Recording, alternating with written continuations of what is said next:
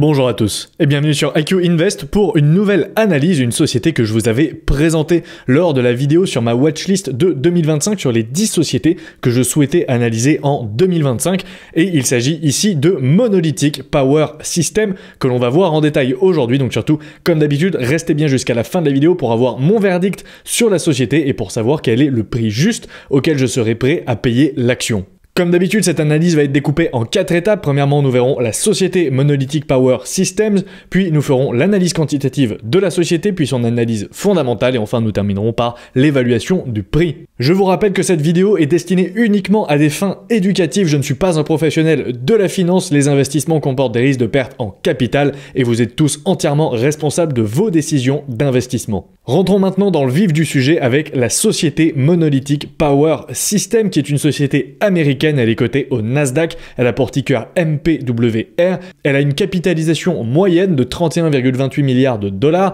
elle n'est pas éligible au PEA, elle verse un petit dividende de 0,78% et elle est dans le secteur technologique. L'histoire de la société est relativement simple, elle a été fondée en 1997 par Michael Hsing, alors je ne sais pas comment ça se prononce, pardonnez-moi, qui est l'actuel PDG, donc il est toujours PDG de la société, et avant de fonder l'entreprise, Hsing a travaillé comme Senior Silicon Technology Developer dans plusieurs sociétés spécialisées dans les circuits intégrés analogique. En 2004, l'entreprise se diversifie dans les produits DC-DC. On va revenir un petit peu plus tard sur la signification de ce terme. Et en novembre de cette année, la société est introduite en bourse via une IPO. On peut noter également qu'en 2021, Monolithic Power Systems a été ajouté au S&P 500. Au niveau des ventes par activité, on a 27% dans le stockage et l'informatique personnelle, 21,7% dans l'automobile, 17,7% dans les données d'entreprise, 12,9% dans la consommation, 11,3% dans les communications et 9,4% dans l'industrie. Donc ça, c'est des segments qui sont communiqués par MPS, mais vous allez voir, en fait, ce sont les marchés finaux de la société. Au niveau des ventes par région, on a 51,33% en Chine, donc une très forte exposition à la Chine, 16,89% à Taïwan, 9,33% en Corée du Sud, 7,28% en Europe, 5,37% aux États-Unis, 5,13% au Japon et 4,68% en Asie du Sud-Est. Au niveau du business model de la société, c'est une entreprise fabless, donc c'est-à-dire sans usine propre qui est spécialisée dans les semi-conducteurs de puissance, donc dans les semi-conducteurs analogiques DC-DC qui sont utilisés pour convertir et réguler les tensions continues. Elle évolue sur le marché donc des semi-conducteurs analogiques aux côtés de géants notamment comme Texas Instruments et Analog Devices. Donc j'ai déjà fait d'ailleurs l'analyse de Texas Instruments, si ça vous intéresse, vous aurez un peu plus de détails sur ce que sont les semi-conducteurs analogiques justement à la différence des semi-conducteurs logiques. Et contrairement à ces deux entreprises, MPS externalise donc sa fabrication principalement auprès de TSMC puisque Texas Instruments et Analog Devices possèdent leurs propres usines et MPS se concentre sur des solutions de gestion de puissance compacte et surtout économes en énergie. Et ces produits sont largement utilisés dans des secteurs spécifiques, notamment l'automobile autonome, l'IoT, l'électronique grand public et les data centers. Au niveau des produits que vend la société, donc ils se distinguent notamment par leur niveau d'intégration, leur précision, leur efficacité énergétique, leur qualité et leur longévité, ce qui les rend plus rentables à utiliser et plus durables que les solutions concurrentes. Les produits DC-DC, eux, représentent environ 94 à 95% du chiffre d'affaires d'MPS et ce sont des semi-conducteurs conçus pour convertir la tension d'un courant continu, donc par exemple un courant de 12 volts vers un courant de 5 volts, tout en conservant la nature continue du courant. Et on a également des produits de contrôle d'éclairage, donc Lightning Control, qui représente environ 5 à 6% du chiffre d'affaires, et eux, ils servent à réguler le rétroéclairage et l'illumination générale, principalement pour les écrans LCD, donc les écrans d'ordinateur, télévision, etc., mais aussi pour d'autres applications d'éclairage utilisant des LED ou des lampes fluorescentes. Également, on peut noter que MPS met un fort accent sur le développement de nouveaux produits et vise une croissance ciblée, notamment en dehors de l'Asie, axée sur l'innovation et l'augmentation de ses capacités de production.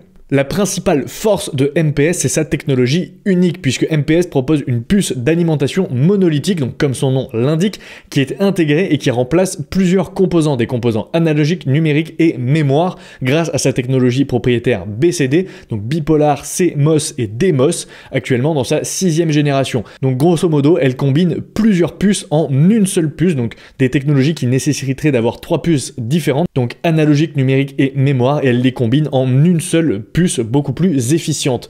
Et MPS ne possède également pas ses propres usines, elle collabore avec TSMC et elle utilise leurs fabs numériques les plus anciennes et qui sont déjà amorties par les usines pour réduire notamment les coûts et pour pouvoir mettre en place des chaînes de fabrication complètement personnalisées pour MPS. MPS également a atteint un processus BCD en 55 nanomètres, ce qui surpasse les technologies concurrentes qui sont limitées à 110 ou 90 nanomètres. Et ces concurrents utilisent généralement des procédés de fabrication plus anciens car c'est souvent la fiabilité qui est le critère le plus important sur les puces analogiques, ce qui fait que ces concurrents n'ont pas beaucoup d'incentives à innover, ne cherchent pas forcément à innover de plus en plus sur cette technologie, ce qui laisse la porte ouverte à MPS pour proposer des solutions plus innovantes et plus efficaces.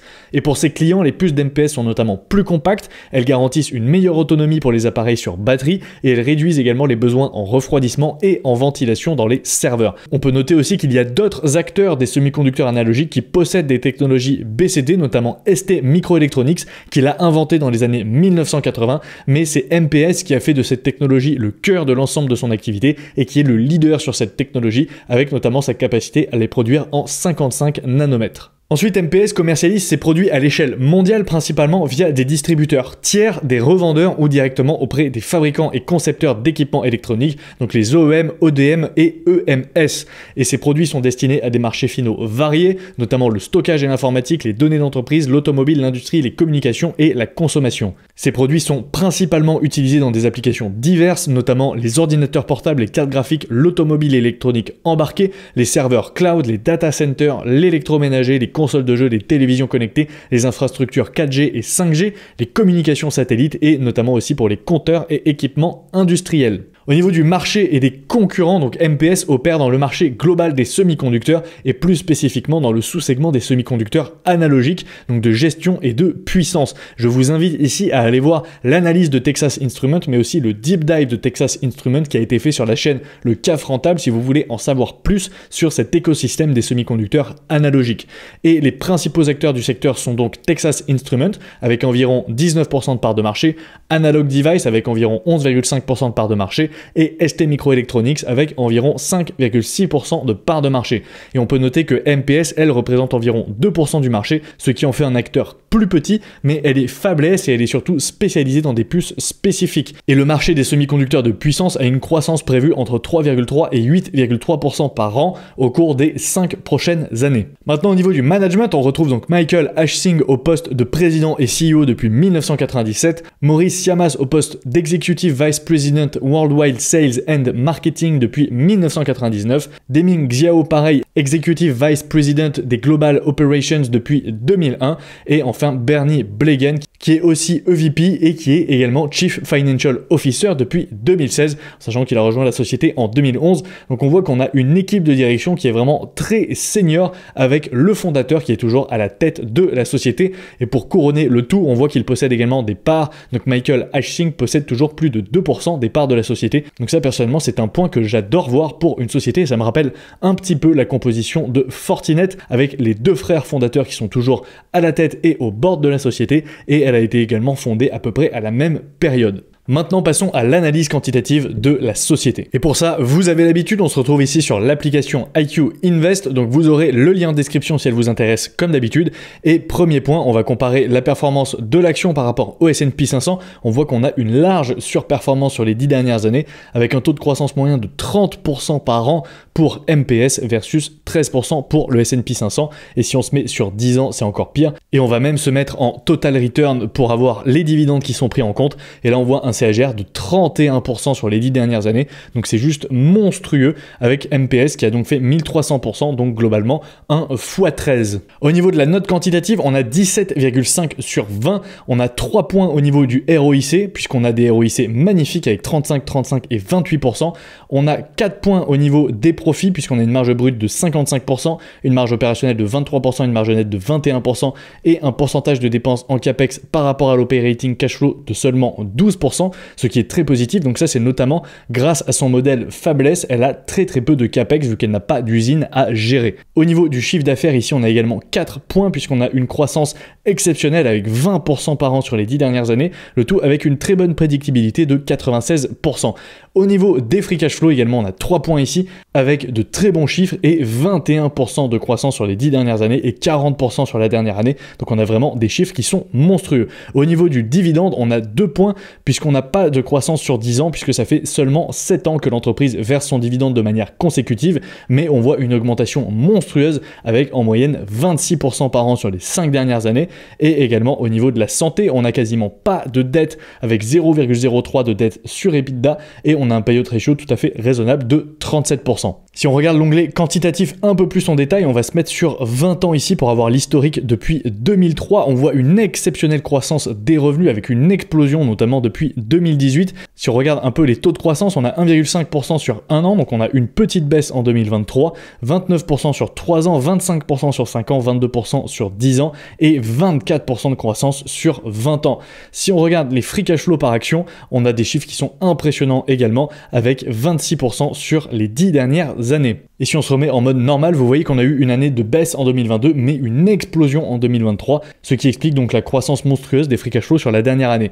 Si on regarde ici un petit peu au niveau de la rentabilité, on va enlever le payout ratio et les capex, on voit que la marge brute, elle, est plutôt stagnante. Elle a fait un pic en 2004, 2005, 2007, mais elle a chuté après la crise financière, et depuis 2011, elle est plutôt en augmentation, puisqu'elle est passée de 51% à 56%, et on peut citer la même chose pour la marge opérationnelle, qui est passée de 6% en 2011 à aujourd'hui 26%, donc plus 20 points sur la marge opérationnelle, c'est juste monstrueux comme augmentation. Au niveau des retours sur capitaux, ici on va enlever le ROE, le ROA, le ROCE, on va laisser le ROIC et les free cash flow return on capital, et on voit pareil une belle augmentation dans le temps. Si on reprend depuis 2011, le ROIC est passé de 5% à maintenant 18%, ce qui est très positif, et les free cash flow return on capital sont passés de 9% à 26%. Au niveau des actions en circulation, on voit par contre qu'on a de la dilution avec une constante augmentation des actions en circulation. On a un beau dividende avec une augmentation consécutive depuis 2014. On n'a quasiment pas de dette comme on peut le voir ici. Le maximum qu'on ait atteint, c'est 0,02 de dette sur EBITDA, donc vraiment ridicule. Et au niveau des rémunérations en actions, on en a très peu également avec un fort pic en 2004. Maintenant qu'on a vu les chiffres, on peut passer à l'analyse fondamentale de la société.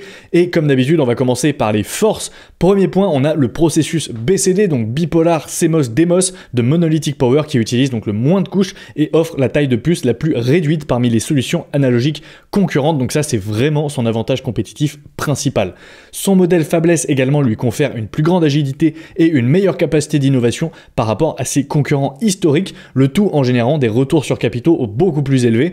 MPS se distingue également par sa capacité à innover rapidement grâce à un processus technologique plus avancé, donc notamment de la gravure 55 nanomètres contre 90 à 110 nanomètres pour ses concurrents, et l'entreprise a bénéficié d'une forte croissance et reste un acteur relativement récent sur le marché. MPS est toujours dirigé par son fondateur qui détient encore une part significative dans la société, donc on a du skin in the game, et ses solutions sont principalement efficaces notamment pour les systèmes ADAS, donc tous les systèmes d'aide à la conduite et aussi les systèmes de gestion des batteries. Au niveau des faiblesses, MPS représente seulement 2% du marché des semi-conducteurs analogiques, donc face à des géants comme Texas Instruments et Analog Device, elle est relativement petite. Également, on a 87% des revenus qui proviennent de l'Asie, et les 3 plus grands distributeurs de la société représentent 55% des ventes, ce qui expose l'entreprise à des risques géographiques et des risques de concentration. On a également une forte dépendance à TSMC pour la fabrication, ce qui limite le contrôle sur la production et l'approvisionnement, et on a des acteurs plus importants comme Texas Instruments ou Analog Device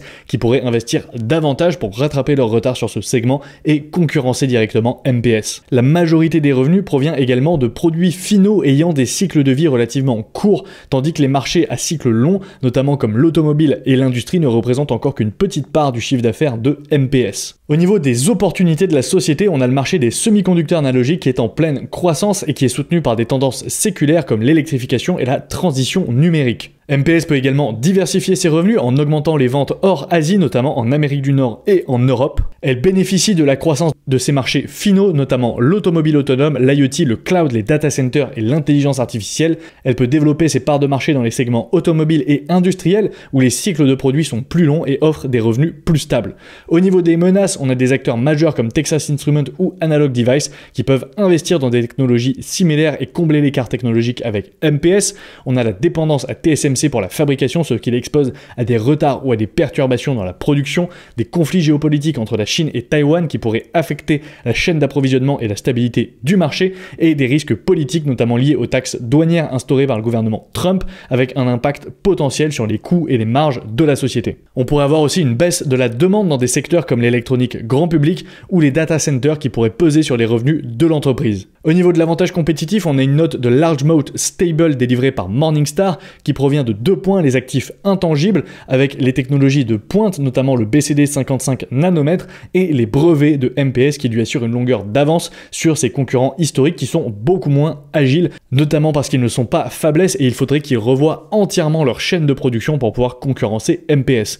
Également, on a des coûts de changement puisqu'une fois que les puces sont conçues et intégrées dans les produits finaux, il devient peu rentable pour un client de changer de fournisseur, ce qui renforce la fidélité des clients, notamment que ce sont des produits en général qui représentent un faible coût par rapport au prix de vente final du produit, donc les incentives pour changer pour un concurrent potentiellement moins cher ne sont pas vraiment présentes sur ce type de produit. Au niveau de la checklist fondamentale, si on commence par les revenus, on peut voir que les revenus ne sont pas récurrents puisque MPS vend des puces qui sont destinées à des produits ayant un cycle de vie relativement court. Également au niveau de la résistance au changement, pour moi j'ai mis neutre ici puisque les puces analogiques évoluent bien moins rapidement que les puces logiques, mais elles sont quand même susceptibles à des risques de disruption puisqu'on reste sur un segment technologique. Ensuite, l'entreprise évolue dans un marché en croissance puisque le marché des semi-conducteurs est un marché d'avenir et les revenus pour moi ne sont pas diversifiés puisqu'ils sont fortement concentrés sur l'Asie et sur une seule famille de produits, à savoir les puces DC-DC. Au niveau du management, l'entreprise selon moi a une bonne allocation du capital